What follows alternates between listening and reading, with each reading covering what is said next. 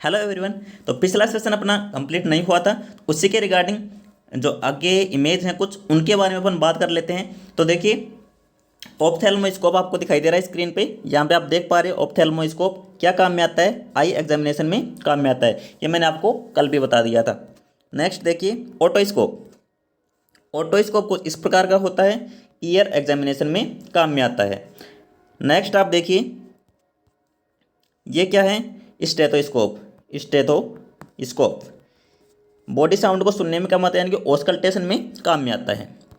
Next देखिए स्पाइगनोमैनोमीटर, major BP के measurement के लिए काम में लिया जाता है। नेक्स्ट है थर्मोमीटर, बॉडी टेम्परेचर को मेजर करने के लिए। ये आप मैनुअल देख रहे हो या डिजिटल, दोनों प्रकार के थर्मोमीटर यहाँ पे दे रखे हैं। यूरिनोमीटर क्या काम करता है, यूरिन की स्पेसिफिक ग्रेविटी को मेजर करता है, आप यहाँ पे देख पा रहे हो। ग्लूकोमीटर आप सबको पता है, ब्लड ग्लूकोज लेवल को मॉनिटर करने के लिए ग्लूकोज मीटर काम में आता है। यहाँ पे अब स्नेलर चार्ट दिया गया है, आई लेवल यानी कि विजुअल एक्यूटी को मापने के लिए आई की स्नेलन चार्ट का उपयोग किया जाता है। टंग डिप्रेशर देख लीजिए आप, यहाँ पे अलग अलग यहाँ पे कुछ अलग अलग साइज के दिए गए हैं, टंग डिप्रेशर भी अलग अलग प्रकार के दिए गए हैं। ठीक है, ओरल कैविटी को एग्जामिन करने में और टंग को सप्रेस करने में। लैरिंगोस्कोप देख लीजिए, लैरिंग्स को विजुअलाइज करने में अलग अलग साइज के अलग अलग लैरिंगोस्कोप यहाँ पे काम में लिए जाते हैं। नेक्स्ट है नेजल स्पेकुलम। नेजल स्पेकुलम ये क्या काम आता है, नेजल कैविटी को एग्जामिन करने के काम में आता है। नेक्स्ट है परकशन हैमर। परकशन हैमर आपने देखा होगा, रिफ्लेक्स चेक करने के लिए परकशन हैमर का उपयोग किया जाता है। अब कुछ और अपन इंस्ट्रूमेंट देख लेते हैं, फोरसेप्स देखते हैं कुछ। देखिए एडसन थंब फोरसेप, क्या है ये, एडसन थंब फोरसेप क्या काम आती है, holding and manipulating delicate tissue. जिन टिश्यूज़ को पकड़ना मुश्किल हो जाता है, ठीक है, उनको पकड़ने के लिए ये एडसन थंब फोरसेप काम में आती है, जो कुछ इस प्रकार से दिखाई देती है।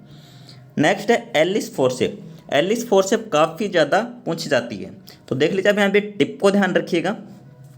ये जो इस प्रकार की टिप है ये एलिस फोरसेप की होती है। और एलिस फोरसेप क्या काम करती है, ग्रास्प करते यानी पकड़ती है ऑर्गन को, जो स्लिपरी होते हैं या फिर कड़े ऑर्गन्स होते हैं उनको, किसके दौरान, इलेक्ट्रो सर्जरी के दौरान।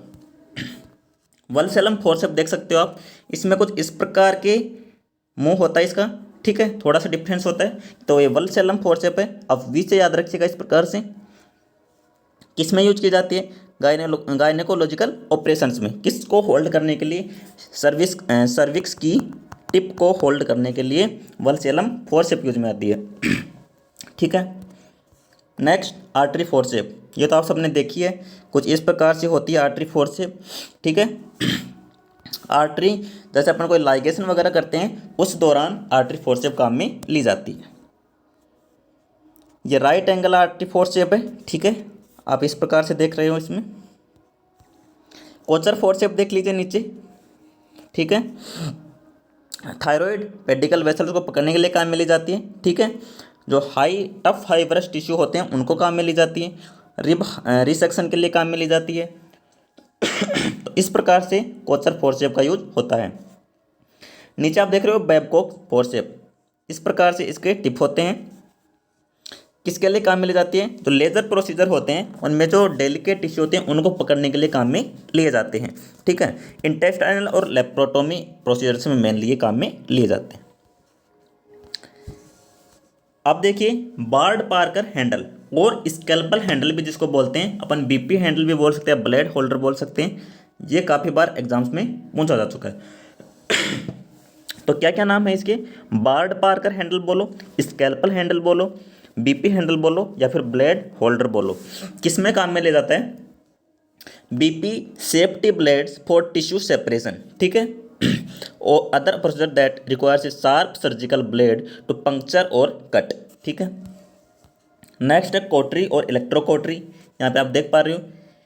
ठीक है, अनसाइटली वार्ड्स या फिर बर्न और coagulate the specific area of tissue.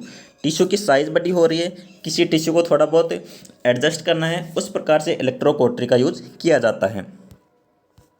ठीक है, ये मत्स्य वगैरह हो जाते हैं उनमें भी काम में ली जाती है। चिटल फोर्सेप, चिटल फोर्सेप आपने देखा होगा, इसका जो एंड है वो देखिए कुछ इस प्रकार से मुड़ा हुआ रहता है, ठीक है। जो स्टरलाइज्ड और इंस्ट्रूमेंट होते हैं बॉयलर में, उसको निकालने के लिए इसका यूज किया जाता है, ठीक है।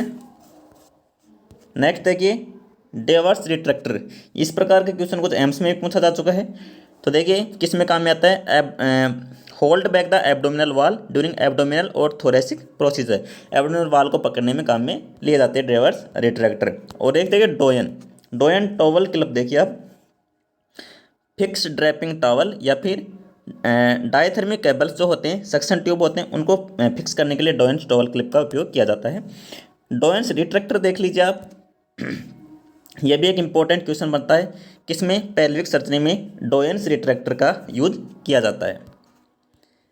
नेक्स्ट है कैट्स पाव या फिर वॉकमैन्स रिट्रैक्टर, ठीक है। कुछ बिल्ली के पैर की तरह दिख रहा है इस प्रकार से, ये इस प्रकार से दिख रहा है बिल्ली के पाँव की तरह, तो इसको बोलते हैं कैट्स पाव या फिर वॉकमैन्स रिट्रैक्टर। क्या काम आते हैं, स्किन एंड टफ जो स्किन होती है उसको होल्ड बैक यानी कि रिट्रैक्ट करने के लिए काम में आता है।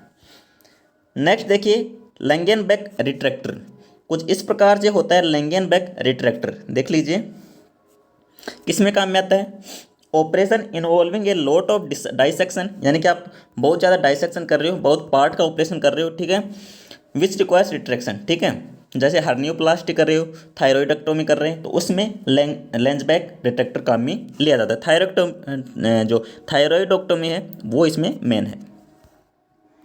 मायोस टावल क्लिप, मायोस टावल क्लिप देखिए आप, इस प्रकार सा मुंह होता है इसका, ठीक है। किस में यूज किया जाता है, ट्यूब को फिक्स करने में, कोटरी वायर को ड्रेप करने में, ठीक है, तो ताकि वो नीचे गिरे नहीं।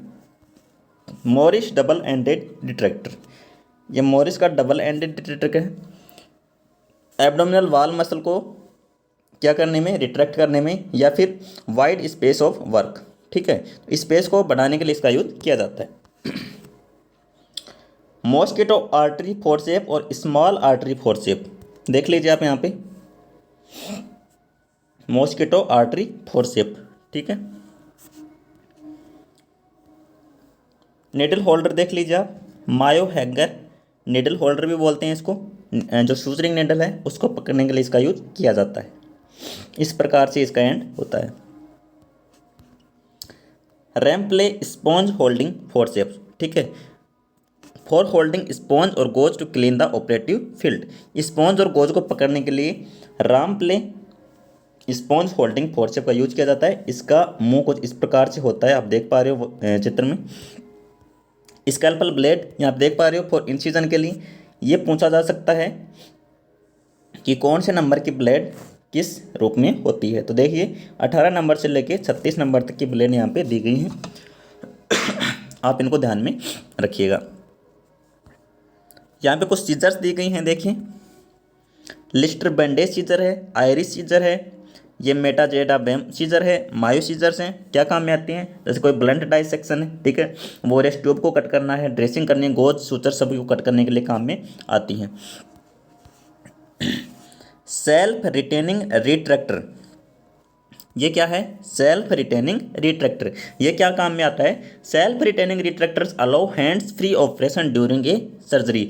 तो ये सेल्फ रिटेनिंग है, जो ऑटोमेटिकली काम करता है, इसको मैन्युअली काम कराने की जरूरत नहीं होती। इस प्रकार से जो फ्री ऑपरेशन सर्जरी करनी होती है उसमें ये काम में आता है, ठीक है। तो सेल्फ रिटेनिंग रिट्रैक्टर, ठीक है। तो इस प्रकार से अपन ने कुछ और इमेज की चर्चा की है आज, कुछ फोर्सेप्स के बारे में देखा है, ठीक है, और कुछ इस प्रकार से स्पेकुलम वगैरह, टंग डिप्रेशर, इनके बारे में देखा है। तो कैसा लगा आज का सेशन, इमेज बेस्ड सेशन।